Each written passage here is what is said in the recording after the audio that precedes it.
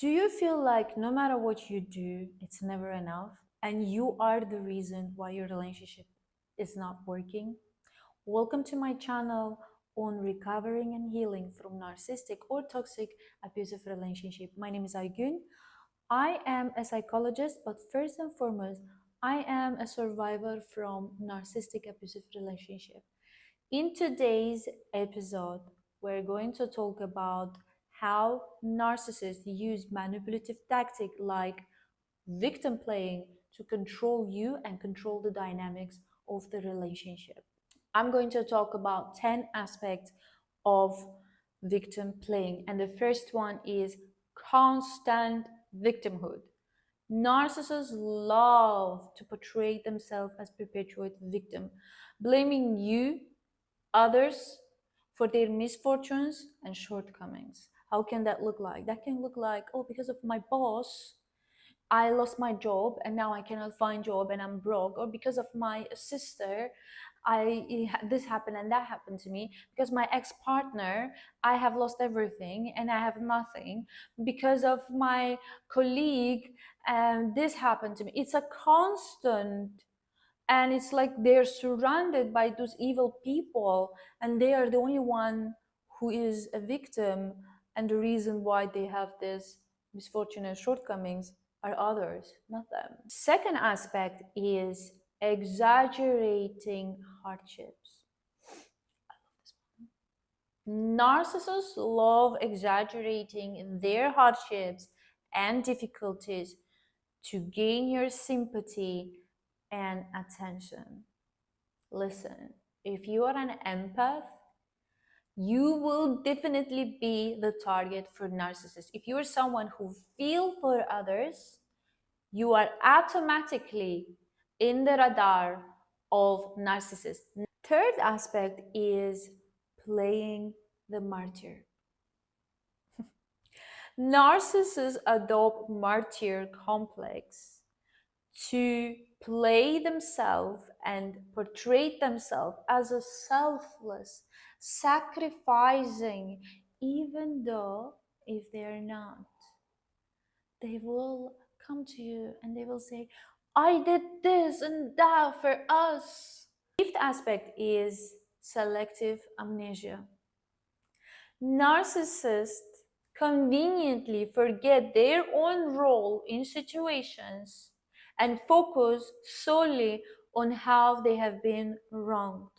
I love this one. Also, I dated someone recently that used that, and that's how I filtered that, oh my God, I might be dealing with a narcissist here. I will give you a situation that happened to me. So this person is extremely intelligent and they remember everything. Narcissists remember everything. Listen, narcissists' first goal is to collect data on you, what you like, what you don't like, your sins, your secrets, your wins, everything. They collect data, dates, times, everything. The second goal is to destroy you by using this data. So whenever I argue or whenever I try to prove my point or whenever I try to communicate my feelings, it will turn down, but you remember on this day, on this time, you did this and you say this, and then you will just like, oh, okay. And sometimes they will use things that you haven't said or you haven't done, but they are so good at remembering things that you will question your own sanity and your memory. So we had a lunch, but earlier, before that lunch, we had a little bit of not an argument, but it was kind of a argument. We were eating, and since it's just two of us, we didn't really talk much. So we were eating, and I would casually just look around, look at him. Then he will tell me very firmly and a very serious face, do not stare at me. My friends and my family knows that when I'm eating, I hate when people stare at me. I feel like I'm being under microscope. I remembered all of the words he said because it was kind of shocking. I thought that I'm just eating and looking around, not really staring at him, but just looking. And I just turned my face and I said, okay, never again. I will not look at him. Maybe this is how he's trying to, communicate his boundary. Silly me. The thing is, when we had later on, days later, when we had actually a big argument, and when I just wanted to give him an example on how I feel, I told him, remember, that day you told me to not stare at you because you feel under a microscope, and your friends and family knows that. To what he cut me off and he said, it's not possible. This never happened. I know myself. I don't mind people looking at me. And he will act as if he forgot that it never happened. Selective amnesia. I remember that very well. I remember that just like right now I'm talking to you. And when he did that, I knew deep inside that I'm dealing with a narcissist. Sixth aspect is avoiding responsibility. Narcissists refuse to take responsibility for their actions, and instead they will shift the blame onto you, onto others, painting themselves as an innocent victim. Seventh aspect is manipulative ploys. Narcissists use the victim status to gain special treatment, sympathy, or favors from others.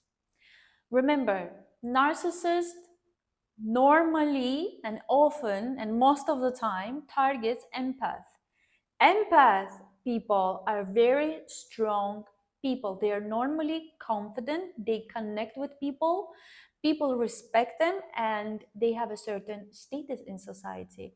Narcissists will use your status to gain everyone around you their sympathy, their attention, and they will use them to get where they want. Eighth aspect is seeking validation. Narcissists constantly seeking validation and reassurance from you and others to feed their sense of victimhood. Ninth aspect is gaslighting. Narcissists love to distort the reality, to deny their own actions, to make you doubt your own perception, further reinforcing their victim narrative. 10th aspect is cycle of drama. Narcissists thrive on drama and conflict, using your status to perpetuate the cycle of drama and chaos to control the relationship. It could be something like you trying, see, it's a cycle. It's not one time, two time conflict and drama. No, it's a cycle. It's constant. One time on your birthday, they make a scene. Second time on your birthday, they make a scene. Third time on your birthday, they make a scene. It's a cycle of drama and chaos. My lovely ones, I hope this podcast helped you to filter out if your partner using victim playing to manipulate and control you. In my next podcast, I'm going to share more about manipulative tactics. Please share, subscribe, comment. This helps me and inspires me to create more. See you next